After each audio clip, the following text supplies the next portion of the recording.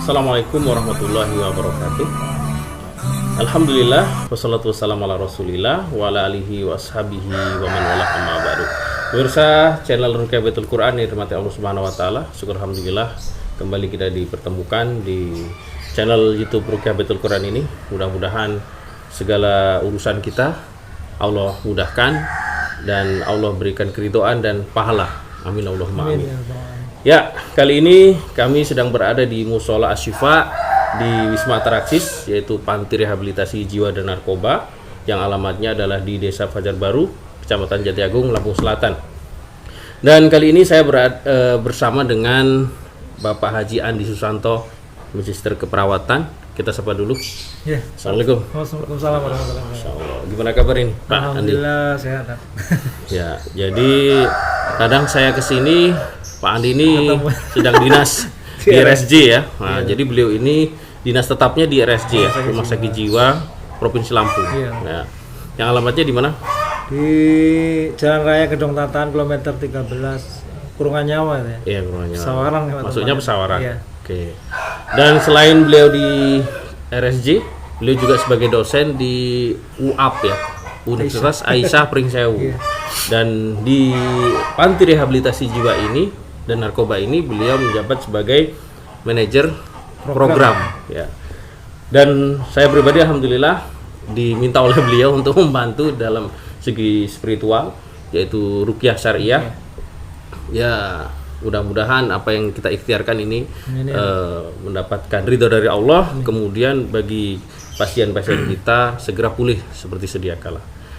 Ya, pemirsa yang dirahmati Allah Subhanahu wa taala, sebagaimana yang viral ini Pak Andi, yaitu di televisi, di media sosial banyak terjadi perbincangan tentang kekebalan kesaktian yang dimiliki oleh seseorang ya.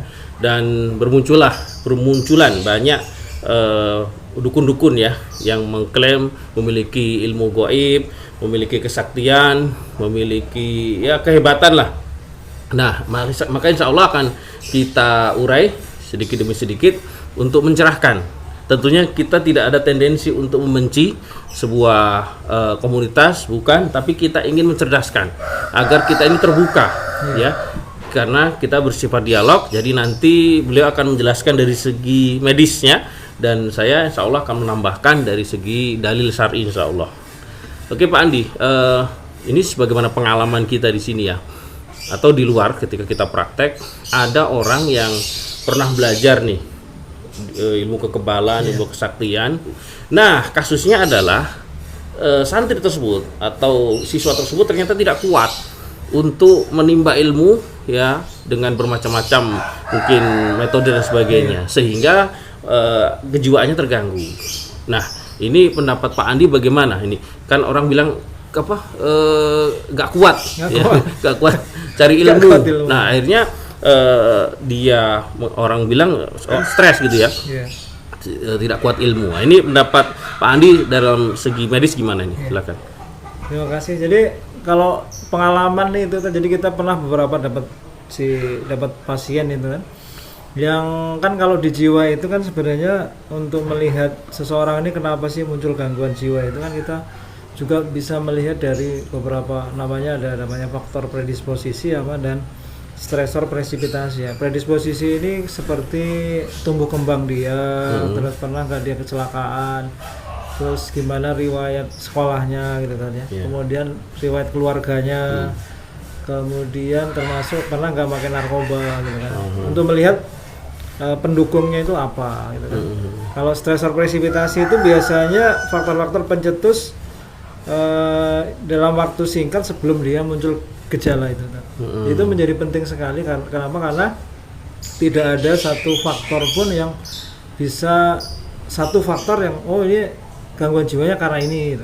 Jadi semua itu ada kontribusinya, termasuk ada faktor herediter. Misalnya nih dulu neneknya, kakeknya ataupun jadi ada beberapa terkait dengan genetik. Faktor genetik itu ada berapa persen itu memang diturunkan gitu kan, kecenderungan. Tapi bukan berarti bahwa kalau orang tuanya atau neneknya gangguan jiwa, anaknya pasti enggak. Tapi dia mungkin kerentanan ya tadi ya, kerentanan. Artinya kalau ketika dia ditimpa stresor ataupun ditimpa masalah, mungkin ini ada kecenderungannya untuk lebih mudah untuk timbul gangguan. Nah, itu menjadi penting kita tanya gitu kan. Dan beberapa pasien waktu itu ternyata presipitasinya ini berdasarkan informasi keluarga, dan dia juga akhir-akhir ini dia belajar suatu ilmu gitu kan. Suatu ilmu atau dari kitab gitu kan, beberapa dari kitab yang itu kitab itu dia dapat dari mana lah gitu kan. Nah, artinya terus kemudian dia terkonsentrasi untuk mempelajari itu. Otodidak ya, tanpa guru.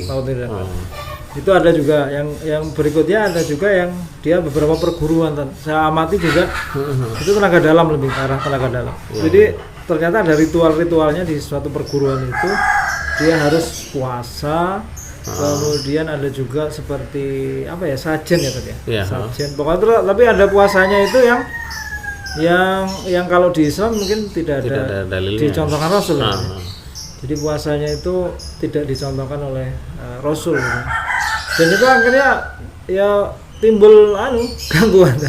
Jadi kita juga kadang gejalanya itu juga ada pada saat itu timbul gerakan-gerakan yang aneh seperti ya kepalanya di bawah, itunya di atas, kakinya di atas, dan itu akhirnya menimbulkan.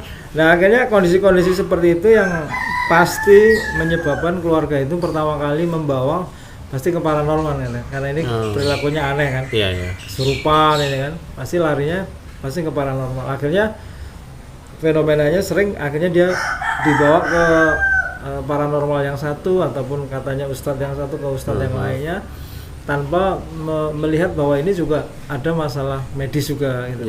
Sehingga akhirnya sudah mentok ke rumah sakit jiwanya itu udah kronis kan, akhirnya udah parah baru ke situ. Udah bisa-bisaan ya. Baru ke rumah sakit jiwa. Jadi rata-rata datang ke rumah sakit jiwa itu kronis gitu kan. Nah, kalau menurut saya sih dari sisi medis, jadi bahwa kalau di medis itu sesuatu yang terlalu memforsir pikiran itu, terlalu memforsir pikiran, kemudian terlalu difikirkan, dan akhirnya berubah obsesi, kemudian akhirnya berubah nantinya dia sampai mengganggu aktivitas yang biasanya, gitu kan. Kalau seseorang pikirannya terfokus ke situ kan akhirnya ini mungkin terlalu menghayati ya tadi. Kemudian tidak ada masukan dari luar, akhirnya timbul disorganisasi dari pikiran. Akhirnya menimbulkan gangguan perilaku. Ya, perilaku itu akhirnya masuk beberapa gangguan-gangguan dari jiwa ya. Kalau yang sering kalau gejalanya akut biasanya psikotik akut gitu. Nah, makanya kadang juga beberapa kan akhirnya di sekte-sekte itu kan ya, akhirnya kan karena dia tercuci otaknya oleh pimpinan sektenya bisa bunuh diri massal gitu. Juga kan beberapa juga terjadi. Jadi ya seperti itu sebenarnya, prosesnya seperti itu juga ya. Dan itu fenomena itu juga dijelaskan dari medis, dan juga sebenarnya kalau kita lihat juga ketika kita akhirnya sebenarnya fenomena itu juga nggak bisa kita pisah-pisah ya tanya. Kalau kita lihat sih sebenarnya kalau seseorang itu memang belajar sesuai dengan yang dicontohkan oleh agamanya yang tepat, ya insya Allah nggak akan timbul masalah gitu. Kayak puasa kan, puasa yang di Islam kan Senin Kamis, kemudian Nabi Daud gitu kan, nggak ada ngebleng, nggak ada pati geni kan. Nah itu pun kalau dari medis, puasa-puasa yang seperti itu kan pasti terjadi kekurangan nutrisi kan. Iya kan? Betul. Karena berlebihan ya. Berlebihan. Kemudian dia kalau pati geni mungkin dia nggak ketemu dengan manusia, mungkin dia harus diisolasi. Orang yang COVID aja di karantina aja stres. Apalagi biasa megang HP. Iya betul. Akhirnya terjadi tadi itu stres, kemudian distres, akhirnya terjadi disfungsi dari berpikirnya, akhirnya terjadi gangguan-gangguan perilaku. Akhirnya kadang halusinasi. Betul. Halusinasi. Ini memang belum lama juga saya dapatkan Pak Andi. Jadi katanya dia menimba ilmu lah di sebuah tempat, belum katam ya, belum tamat, dia pulang. Belum tamat aja udah begitu. Jadi dia mengklaim saya inilah titisan ini, sebutkanlah nama-nama pahlawan begitu kan. Orang ya nggak mungkin percaya gitu kan. Waham itu kan kalau di itu. Itu kalau di medis. Waham ya. itu artinya kepercayaan yang tidak sesuai dengan kenyataan, tidak bisa diterima. Nah itu juga mungkin karena terporsir tadi ya, kemampuan dirinya tidak kuat, ya, sehingga limbung lah ya. Kalau waham itu bisa juga sebenarnya banyak dari sebenarnya dari prosesnya itu dari ketidakmampuan seseorang gitu. Dari ketidakmampuan seseorang mungkin karena ada terjadi mungkin karena pengalaman dalam hidupnya yang menyebabkan dia biasanya seperti gejala-gejala depresi, kemudian timbul merasa dirinya tidak berguna, tidak bisa, ketidakmampuan dia, tapi dari pola pikirnya itu terbalikkan itu kan. Jadi dia akhirnya merasa punya kekuatan. Jadi sebenarnya pada dasarnya sebenarnya kalau wahamnya itu pas turun nanti dia gejala harga diri rendahnya kadang muncul juga. Biasanya ada kebutuhan yang tidak terpenuhi juga. Oke, mungkin saya tambahkan Pak Andi ya, tentang dari segi syar'i yang pemirsa dari Allah Subhanahu wa taala itu dari segi medis bahwasanya ada gejala mungkin stres ya, depresi dan sebagainya dikarenakan ketidakmampuan seseorang ya terhadap ilmu yang ia ingin timba. Nah, kalau dalam segi syar'i sebenarnya ketika kita belajar itu kan ada panduan, ada tuntunannya Pak Andi. Seperti Allah mengatakan dalam surat Al-Mujadilah ayat ke-11, yarfa'illahu alladziina aamanu minkum walladziina utul ilma darajat. Allah akan mengangkat derajat orang-orang beriman dan orang-orang menuntut ilmu beberapa derajat. Berarti kan kita termotivasi, kita akan diangkat nih. Kemudian Rasul mengatakan man salaka tariqan yaltamisu fihi ilman sahalallahu lahu bihi tariqan ilal jannah. Barang siapa yang berjalan meniti jalannya untuk menuntut ilmu, maka Allah akan mudahkan baginya jalan menuju surga. Ini kan sebuah motivasi yang luar biasa ya. Jadi kalau tujuannya ilmu yang syar'i, insya Allah tidak akan terjadi seperti itu. Plus memang harus ada guru yang membimbing. Sebagaimana Syafi'i menyebutkan ada 6 ya. Ya akhi lan tanal ilma illa bisittah. Wahai saudaraku, kalian tidak akan mendapatkan ilmu kecuali dengan 6 hal.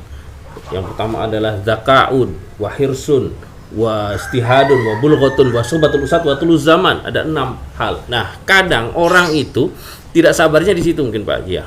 Jadi ingin segera cepat nih.